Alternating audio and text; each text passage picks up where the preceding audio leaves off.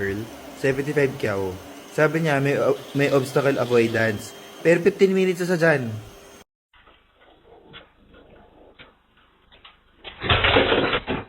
Who did that? It didn't do itself? The toilet paper was sitting on the floor instead of on the roll. Roomba's on the move today. Oh, Roomba, don't push it down the stairs. Roomba! Roomba! Yeah, there's still hairs on the floor. I wonder why.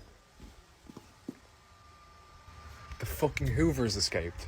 Dusty as fuck. It doesn't even clean itself up. I tried to turn it on. Watch. Please charge Roomba.